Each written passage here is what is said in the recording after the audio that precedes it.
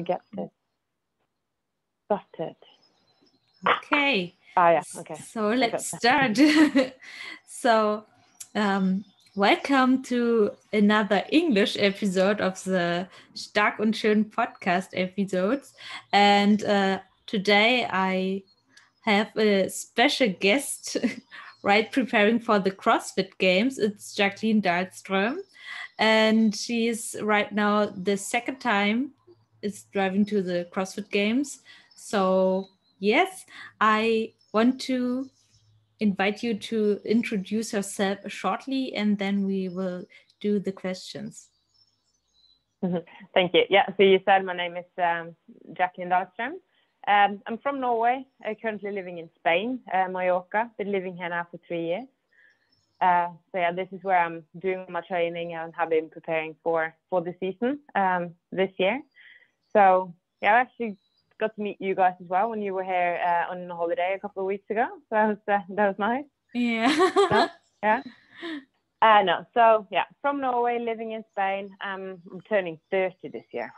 Ooh. So yeah, starting to get grown up. I can't look at myself as a kid anymore.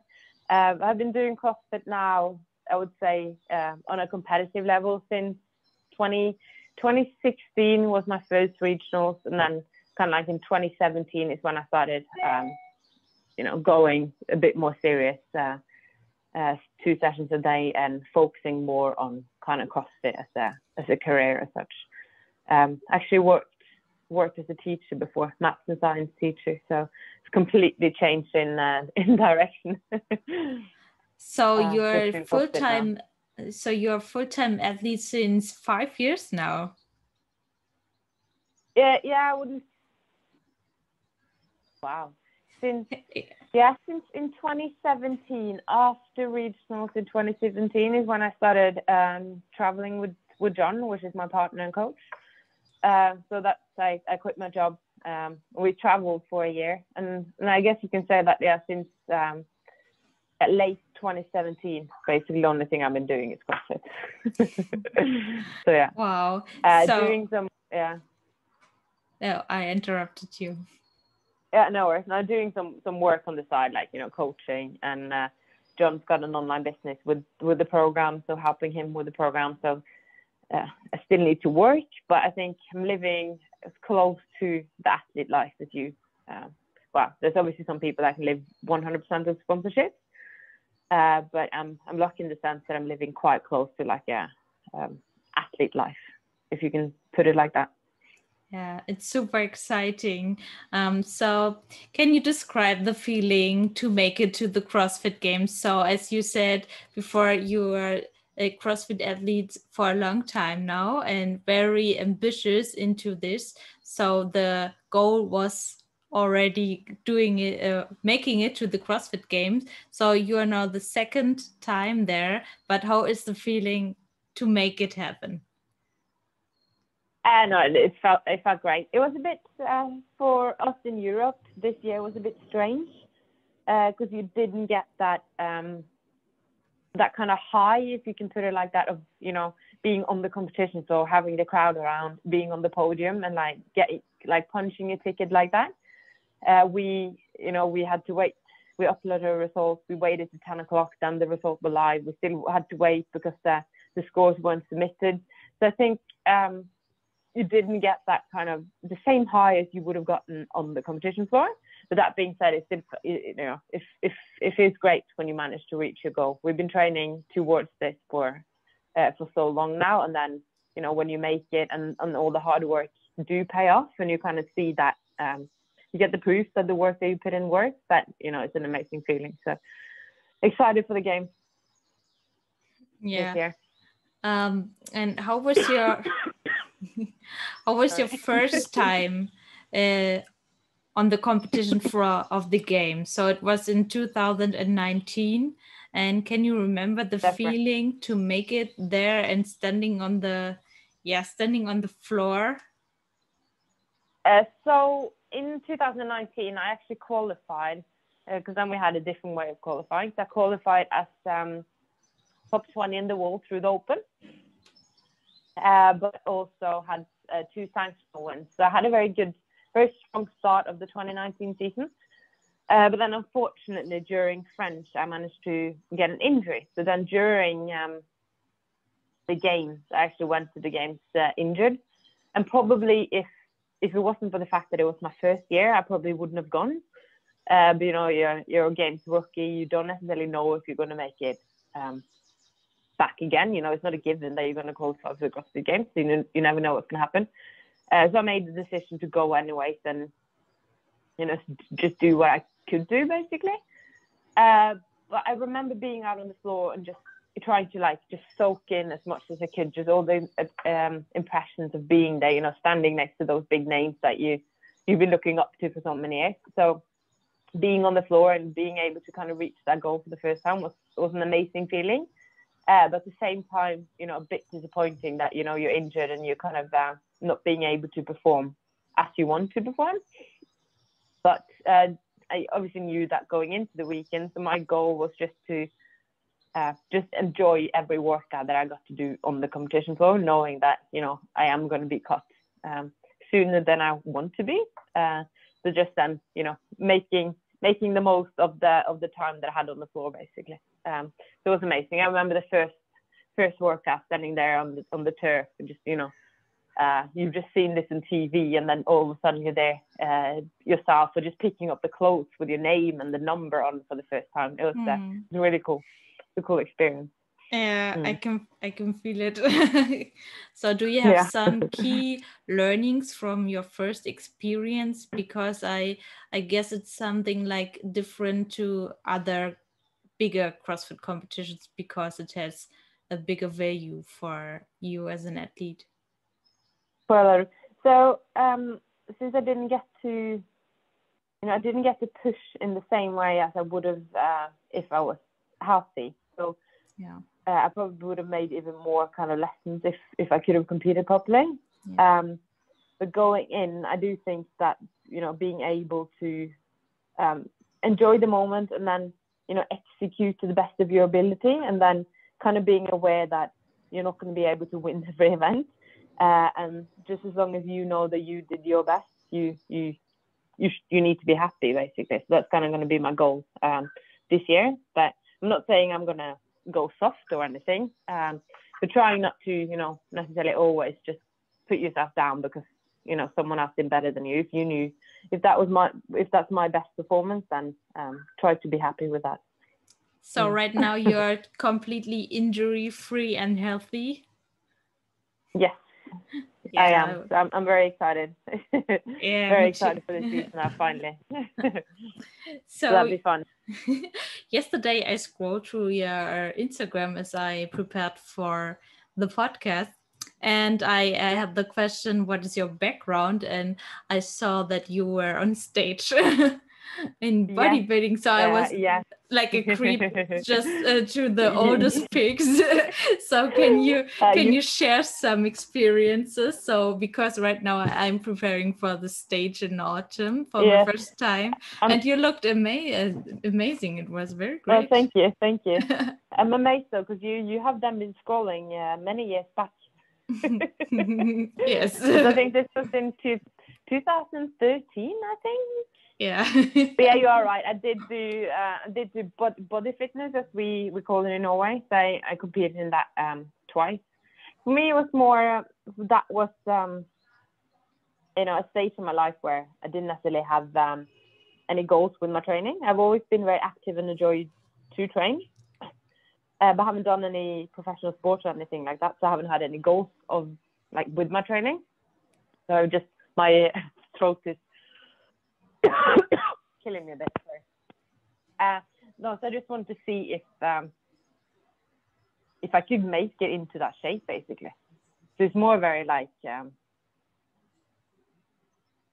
because you have to be very stubborn, and then just the whole diet thing, I would say, is definitely the hardest. Being so disciplined for so long, getting into that shape, and you probably know what I'm talking about, going through it now yourself. It's funny how you kind of you put up pictures of yourself on the stage and people are like, oh, you look so amazing. But for me, that was I've never been in worse shape in my life ever. I was passing out behind this like backstage because you're so dehydrated and tired and empty. And so it was, like I said, it was something I wanted to do to see if I just had the mental strength to kind of go through something like that. And it definitely did teach me a lot about my body, my food, what I can do, what I can't do. So I think it was a very useful journey as such. Looking at CrossFit, I also think it did help my CrossFit because I had 2 years with a lot of strength training. So I had a lot of them. I was relatively strong when I then started CrossFit.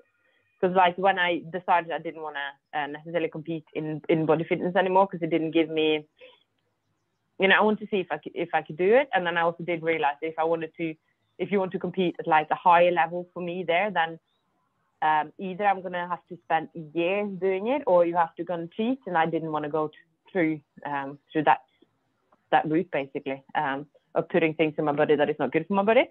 So I wanted to change the training into focusing on just performance instead of aesthetics. And that's when I found CrossFit. I did start CrossFit though, not wanting to compete, because having been so strict through the 2 years doing body fitness, where you have to be like, dialed in and everything, weigh all your food, you have to be, you can probably sign on that you have to be very structured. I was like, I'm done with competing. I'm never going to compete in anything again. I'm going to train to be healthy and I'm going to have fun. And now I'm just taking it to like a whole new level, basically. Yeah. But yeah.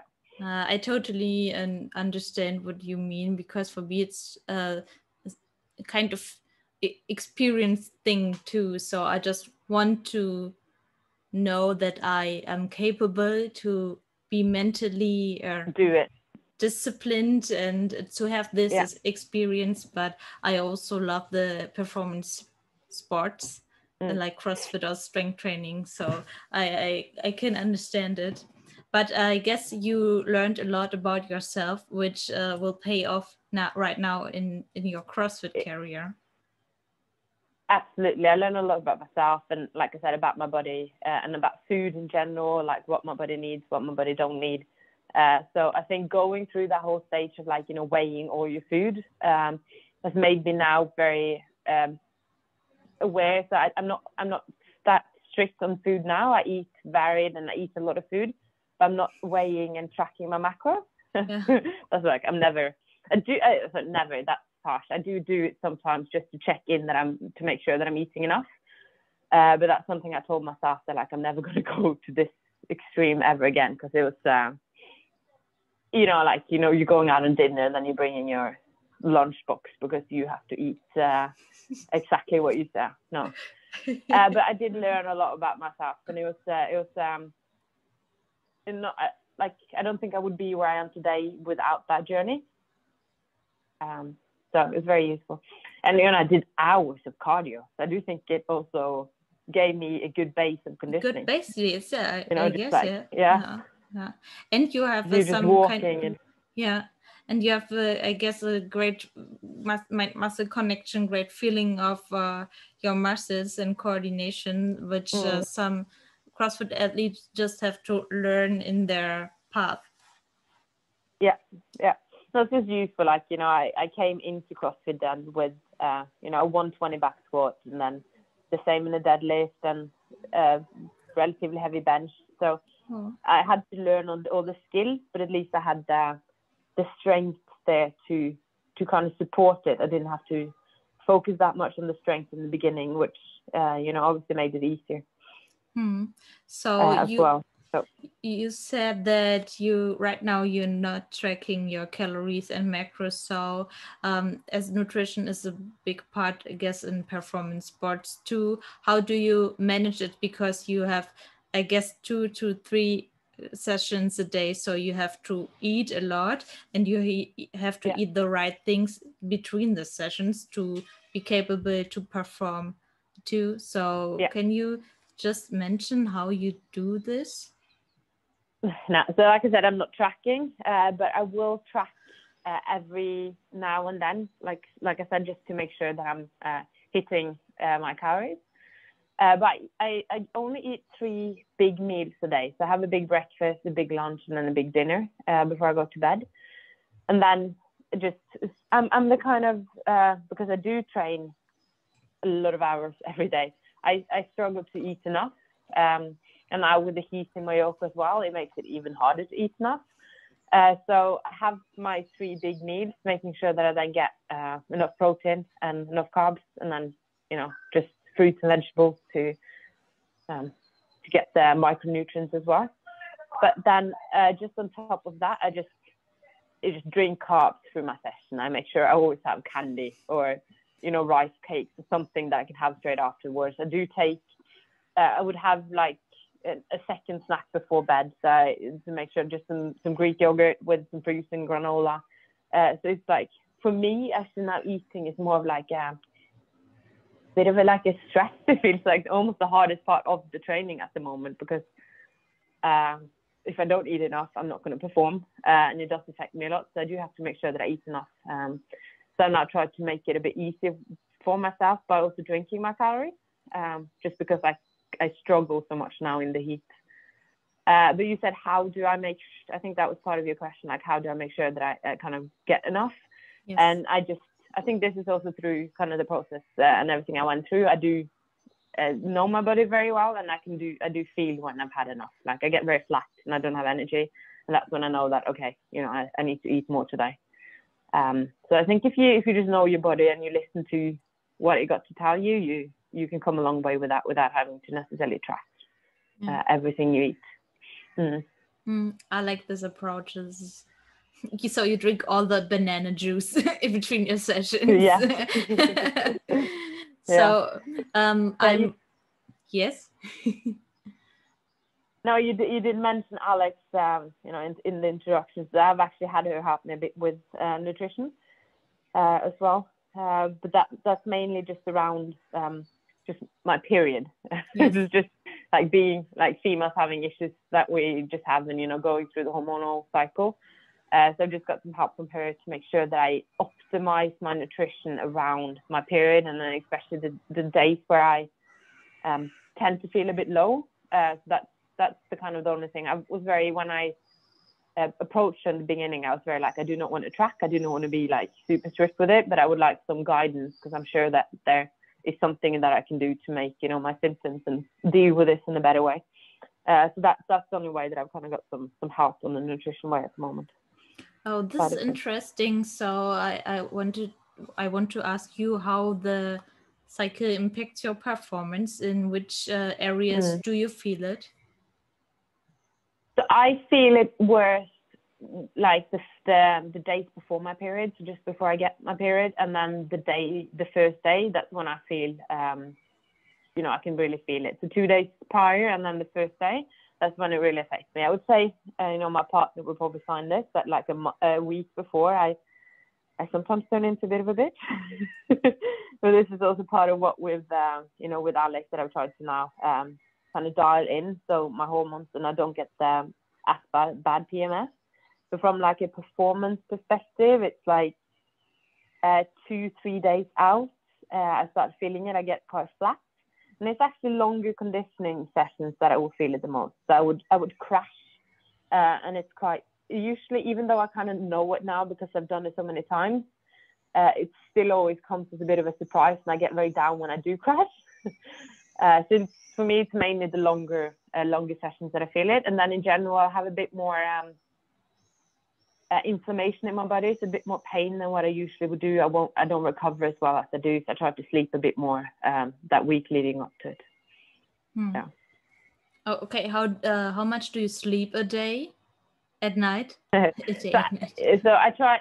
So my goal is 10 hours. I don't always manage to get that, but I always sleep at least 9. So it's 9 to 10 hours every night.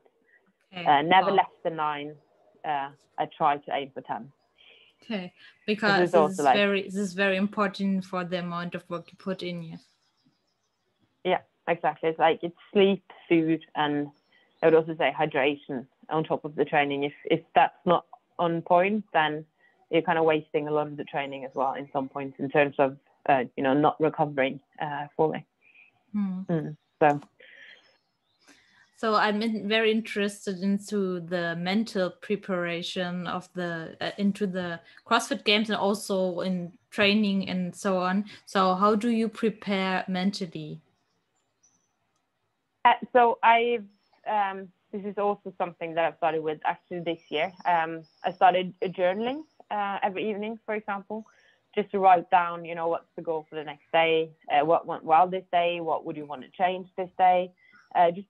I think it's good to just reflect on your day before you go to bed. And then it can kind of also make you a bit more aware and also a bit more accountable of what did you do good today? What could you have done better today?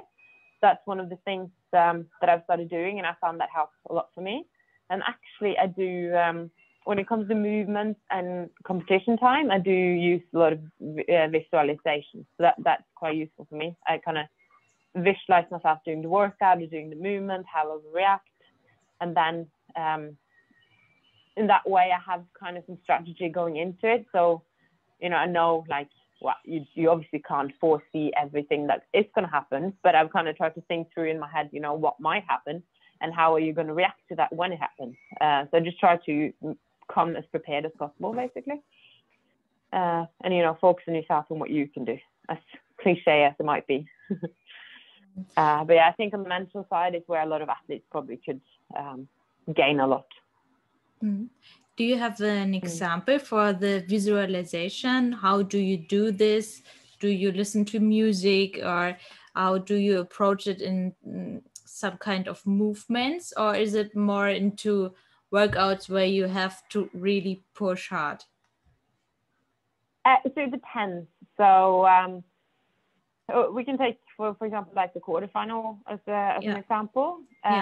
So the first workout was, I don't remember if it was the first workout now, but the workout would it was the dumbbell, the handstand push-ups, and the double under. So then I would actually, before, I would just lie. I did that in the morning. So I was lying in bed and I just visualized the whole workout, like every double under, every handstand push-up, how I was going to transition. So I just had it very clear in my head what I was going to do. So in a workout like that, I think I would actually, like I said, just visualize the whole thing and then make sure that I stick to it. Because then if I know how to transition and I've done it before, I don't leave any room for, messing around or wasting time in the transitions.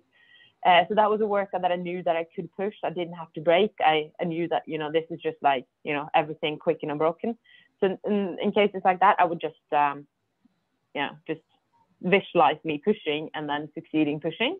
And that worked well for me in that case. When it comes to, for example, a snatch, then it's more about body positioning and just, what I need to think about.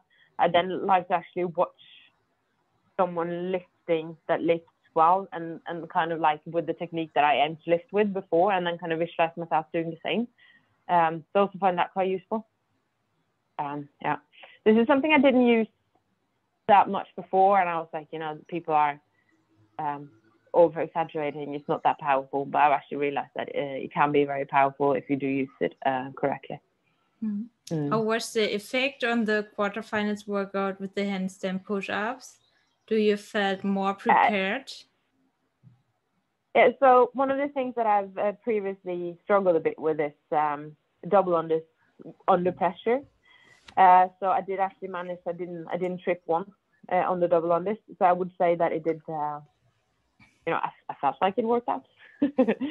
And just coming in a bit more confident, what you do tell yourself matters. If I do keep repeating to myself, you're going to trip, you do end up tripping. Well, actually now by doing this, you visualize yourself not tripping, and I tell myself, you can always do double on this. So yeah, I would say it did help. Yeah. Do you? I don't think it works for everyone, but you need to find what you like and what kind of works for you. I guess there are so many ways to do this, so you have just to find your own way. So do you even start to visualize the games? So standing on the floor? Not yet, but I will probably do some when I kind of know the workouts more. So I haven't started thinking about that now. Now it's more just trying to put myself in the right mindset of like, you know, how just in general of how I want to attack the weekend. But I haven't started like putting myself on the floor yet, because I think that will come once I've seen because then this is also for me, it doesn't work unless I know how it looks, because then otherwise it kind of feels fake. So as soon as I've kind of seen the rig, I know how it looks, I'll probably start doing it a bit more. So you said that you are journaling in the evening. Do you have some other kind of routines during your day or even into your training process? No, we started quite simple. We started just with the journaling, and then also with the journaling, I would do some visualization in the evening with like movements that I could like struggle with. For example, I would just kind of visualize like how I should be doing them. There are also some research showing that actually you do build up kind of, I don't know if it's muscle memory, but you do kind of, your brain is kind of doing the movements when you do visualize as well. So it's quite interesting when you start looking into it. But that's what I'm keeping it to now. I don't want it to take away too much as well. So it needs to be done in a way for me that it's not kind of like a hassle or stressor when I'm doing it. Okay.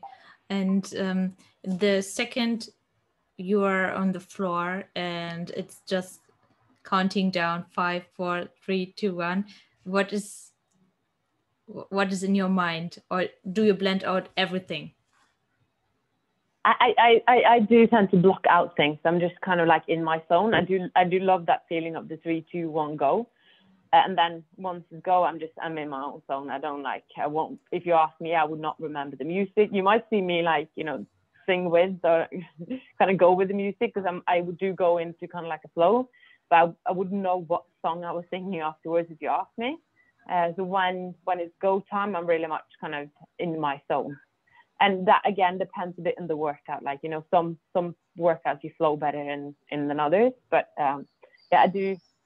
I'm probably a bit stressed before, but as soon as like the go is on, I'm in my lane and in my kind of head, doing my best.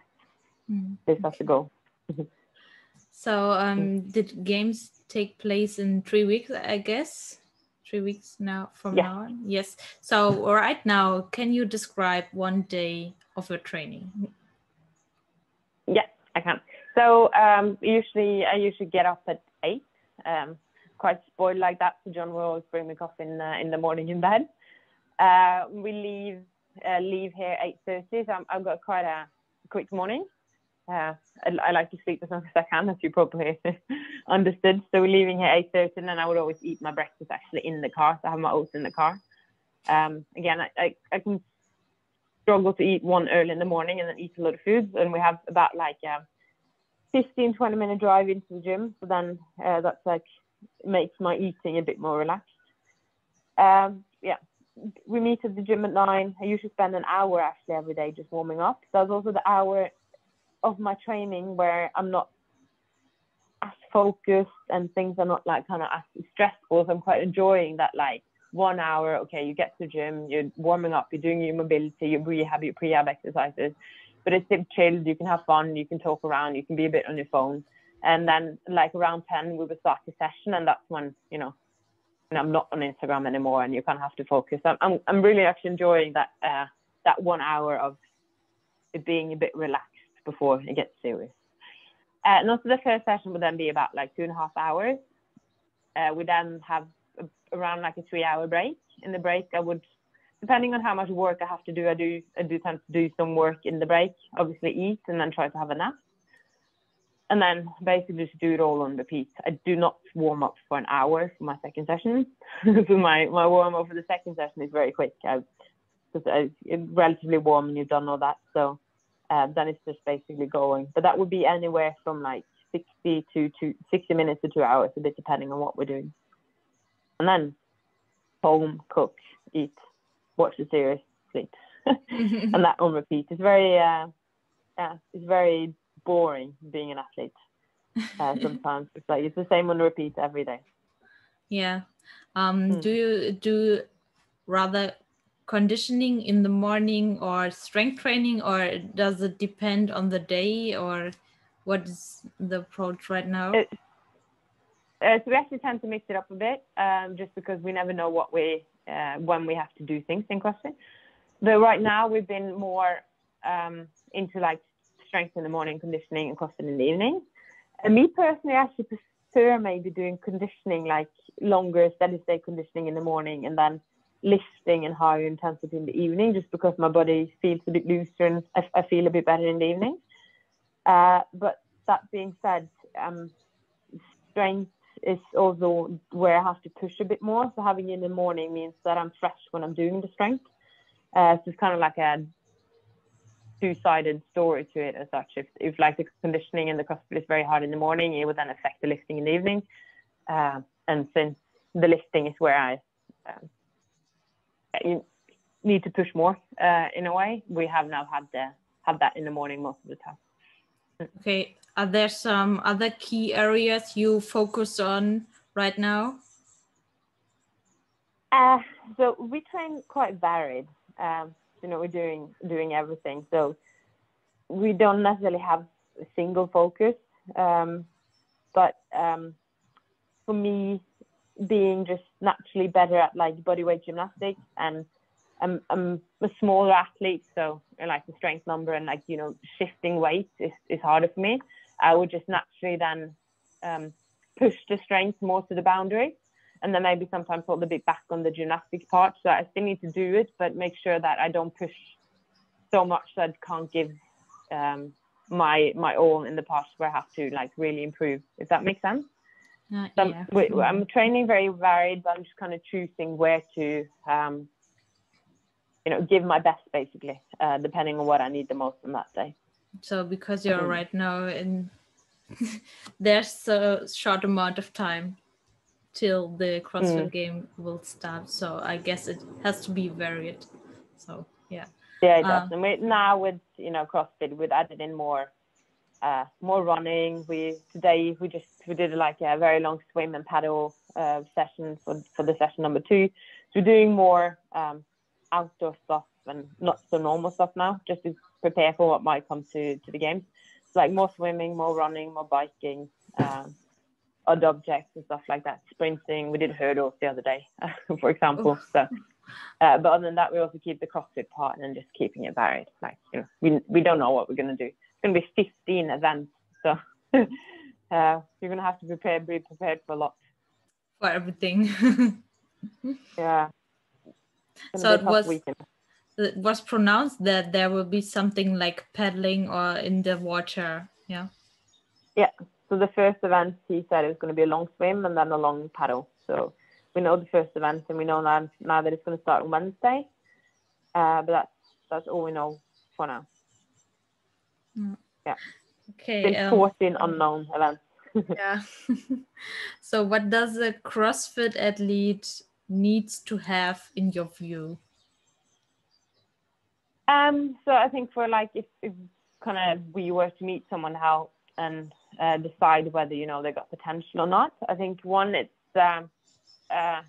you do have to kind of have an ability to suffer, because to get to the point and to get the conditioning and everything where you need to be.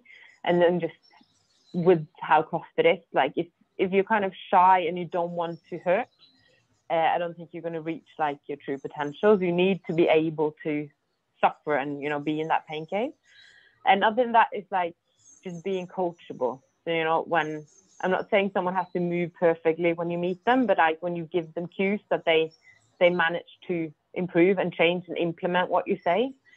I think that's maybe the most important thing. There's people that are relatively good, but they can't make tweaks and they can't make changes, so then they will never reach their full potential. But whilst others are better at changing and adapting and improving techniques, I would say being coachable, and then and then obviously like you do have some genetics in place as well. Like you need to be able to get to a certain level in strength and a certain level in conditioning and stuff like that. But yeah, being coachable and wanting to suffer is definitely high on the list. Especially for you and your partners, your coach. Yeah, Yeah, it can get quite intense sometimes. We have so many things mixed together. But it's very interesting. I guess a great point to grow for both. Yeah, it gives a lot of opportunities for growth. that's for sure. You just have to kind of go within yourself and like take a deep breath now. But yeah, it goes well most of the times, and then sometimes, you know, it's a bit of a crash. But I think that's how it is with most people that spend so much time together. Yeah, that's how it is. Yeah. But I guess you trust them 100%, and so it's good to grow together, to name it like this. Yeah, of course. Like, yeah, and you know, he knows me very well now. John's been coaching me now since 2017. He obviously knows me very well as an athlete, and can see. It's easy for him to get a bigger picture of me and what I need to work on than what I do. You know, I do sometimes disagree. Try to I don't think this is what I need to work on. But he's proven me wrong almost every time. So I just have to have faith. There's no doubt that I wouldn't have made it so far, this far, if it wasn't for his help, because he has he's made a lot of. He's helped me a lot, especially with movement efficiency, because I would say that's probably where he's the best. What is your favorite part in CrossFit? I would say the variance, that and this is maybe also what sometimes gets a bit frustrating, but the fact that you never you know, I would never get to a point where I can't get better, which is also sometimes frustrating. There's so many things that you have to be good at, and so many things you need to learn. So it keeps that kind of element of what's the right word? Challenge. You get constantly challenged and constantly, you know, develop as an athlete, and you always have to grow and learn new things. I think that's one of the things that I enjoy the most.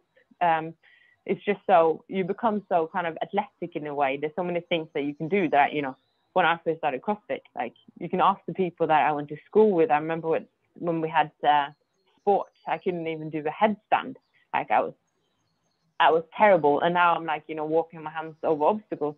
You know, so I'm doing things now that I never thought I would ever do, which is really cool, especially considering that I started doing CrossFit at such kind of late, or like I was relatively old starting CrossFit. So, you know, being able to learn all these things in your mid-20s, I didn't think I would. I didn't ever expect me to be able to do that. So that's maybe one of the things that I enjoy the most. I also do enjoy the, you know, the community that comes with CrossFit. So I think when you walk into a CrossFit gym, you get the sense of belonging to a community without having to do team sports. So I would say, like, when you just train in the global gym, you don't, you know, then you're very much alone. But actually doing CrossFit, you're training alone, but you're still in a group environment, and you're kind of being kept accountable for that. We actually opened a gym here on the island a year ago, and it's so cool to see, you know, people making friends and meeting each other, getting new connections, and just that kind of community that has been created at that gym. Just, you know, people that never would have met, and we've kind of been able to bring them together. So I would say that's what I enjoy the most with the sport. Yeah, so it's for people who love to compete and love having a team, but they love to compete for themselves. Yeah, exactly. And we actually have, like, you know, CrossFit kind of training, or functional training, you know, it is, everyone can do it. And I think it is so good for people to do as well, instead of just going and lifting weights with the machine, where you kind of like your range of motion is locked. So I do think just seeing, like, you know, we had people come into the gym that couldn't do burpees in the beginning. I had to scale it down to like down, ups and boxes, and now just being able to do, you know, multiple burpees and just helping people kind of realize and improve like that. It's been very, it's a very nice thing to kind of see and do, and be able to do as well. Yeah. Are there some exercises or workouts which you dislike, or really don't want to do this if you read this on the table? I think I definitely have movements that, you know, I'm worse with than others, but I wouldn't say that I have something that like I see and I'm like, you know, I'm not going to do this. You know, I'm not necessarily the biggest fan of swimming, but I'm trying to change that. But no, I wouldn't say I have one movement that I like very like dislike as such. But there's, you know, it's obviously like, you know, doing a salt bike sprint, it's gonna hurt and it's not enjoyable. And there's a lot of things that I do that, you know, it's just gonna hurt a lot. And I don't necessarily want to put myself into that place, but I wouldn't say it's the movement in itself. It's more like the intensity that you bring to the movement that makes it hard, I would say. Yeah, for me it was as I read some workouts on the table as I was into CrossFit, and the hardest workouts I was some kind of excited to do this so that I can say afterwards I survived. So do you know what I mean? So you have some kind of love to suffer, as you said it before. Yeah. Yeah, no, you definitely need to like that part of the training if you want to do kind of CrossFit training. Yeah. Okay. So right now you're just standing before taking off to the USA, I guess. So which aspects right now are taking into consideration before taking off, and what do you have to prepare? And yeah, I would like to hear this.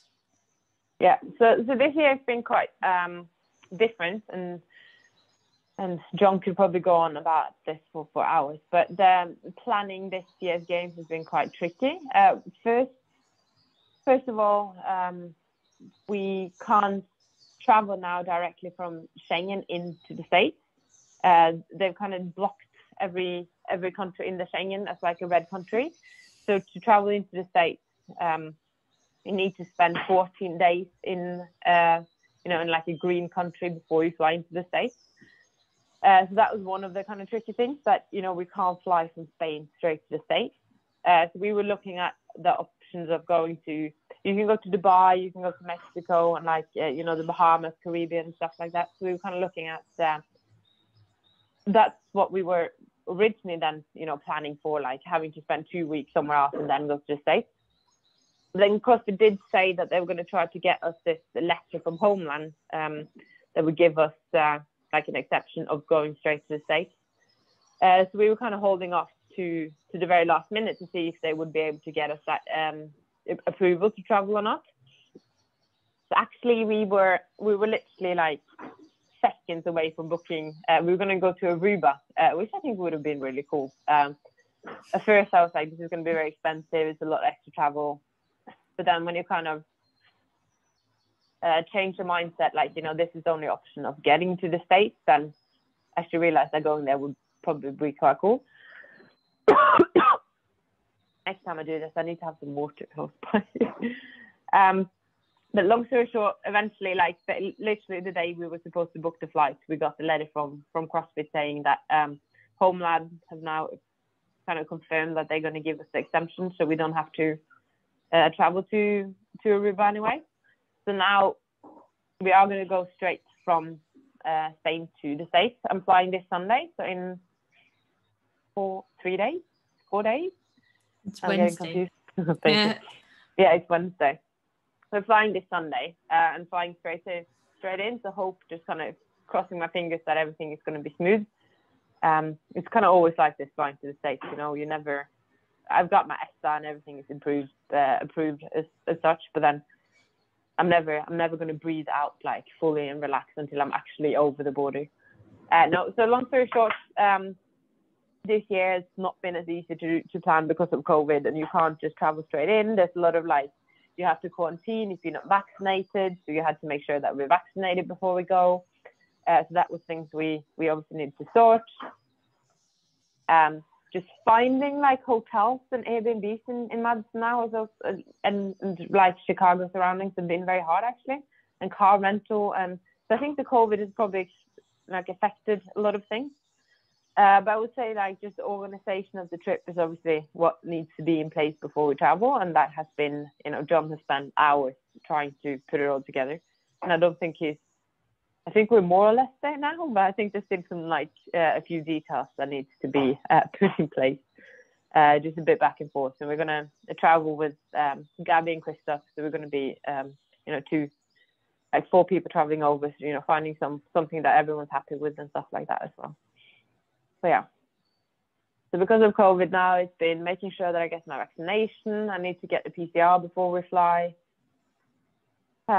Waiting for the NIE, I think it's called, from CrossFit. So just like that's like the final thing that I need now. So other than that, just packing in the bag.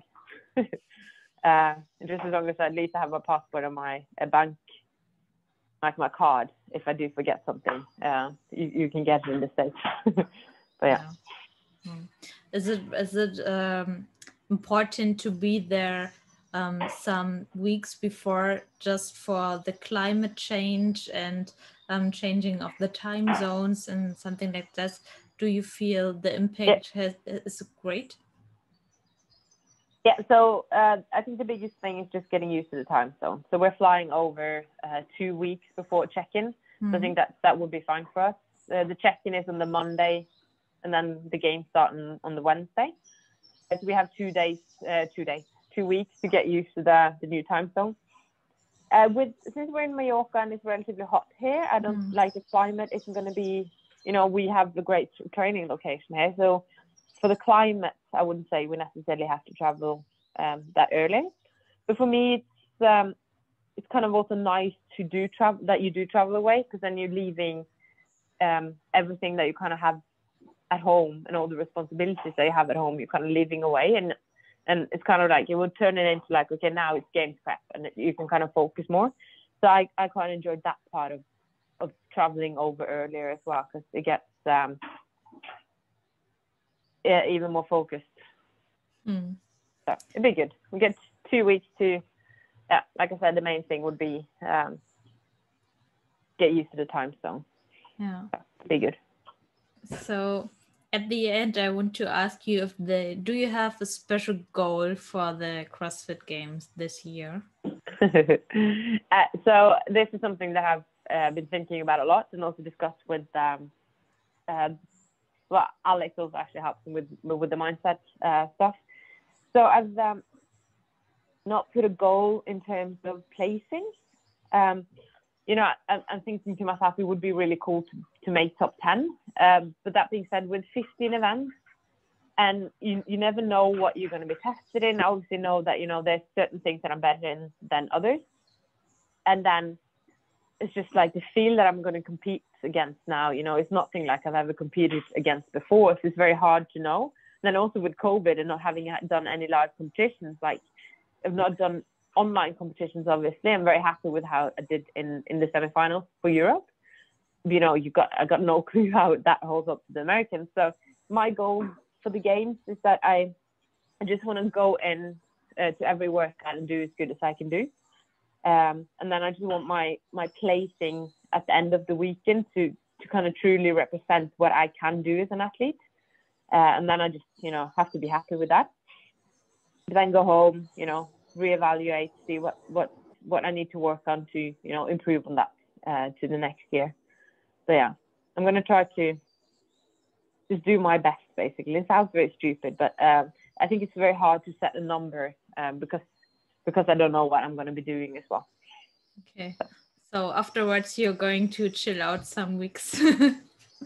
Yeah, there's going to be some months having it a bit more chilled. No, I'm probably going to have a couple of weeks not doing any training. And then my guess would be probably, like I said, a couple of months where things are a bit more chilled. Because the last month now has been very, I do have 2 rest days a week. One day where we do active recovery and one day complete rest. But now the last month has been, rest days. You have to rest and you have to focus on recovery. So I haven't seen any friends or done things that, I would want to do in my spare time. So I'm definitely going to have some months where I do all the things that I'm kind of miss doing, so that when the season starts again, I I've kind of checked it off and I can focus for a couple of months again. But I'm looking forward to kind of live life a bit. Yeah, I guess Matt Fraser in some interview he said that he's taking off from training for a month after the games and just eating like a teddy bear and chilling on the couch doing nothing. I don't think I won't go that extreme, but I'm definitely gonna have some time off. That's for sure. Okay, so thank you so much for your time. This is very exciting to talk to you, and I will cross my fingers and I will follow your journey. So thank you so much. Thank you so much for having me. Yeah. Thank you.